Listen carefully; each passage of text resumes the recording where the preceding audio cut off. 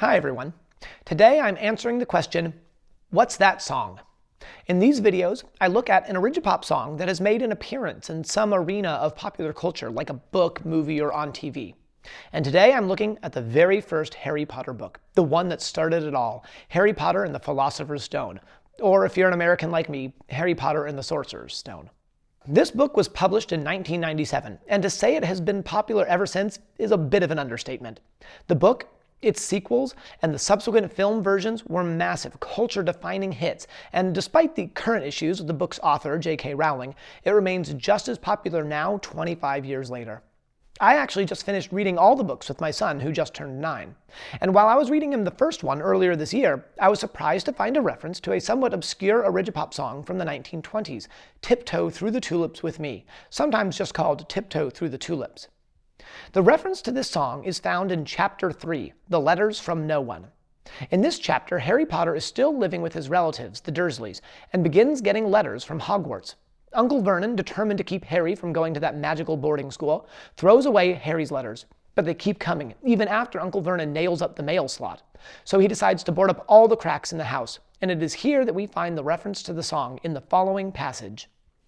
Uncle Vernon stayed at home again. After burning all the letters, he got out a hammer and nails and boarded up the cracks around the front and back doors so no one could go out.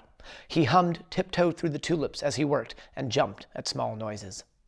So, what's that song? Tiptoe Through the Tulips was written in 1929 by composer Joe Burke and lyricist Al Dubin for the musical comedy film Gold Diggers of Broadway. This film is actually only the second all-talking, all-technicolor feature-length film. Unfortunately, as with many other early color films, no complete print survives, and the movie is considered a partially lost film.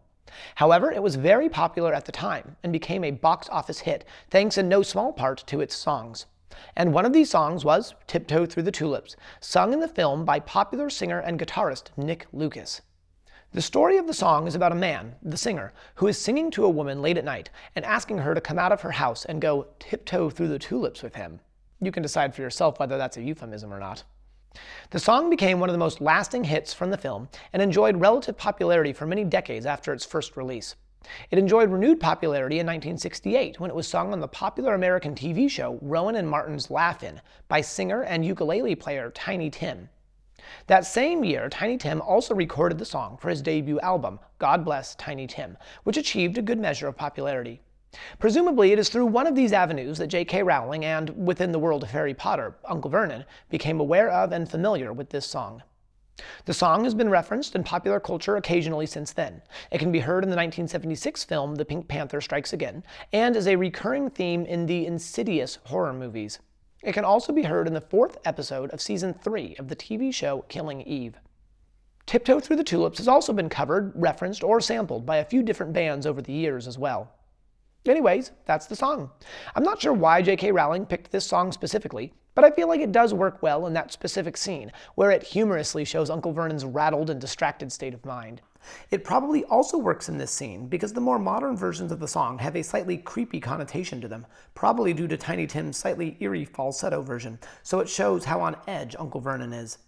But it probably works best if the reader actually knows what the song is. And, well, now you do. Thanks for watching.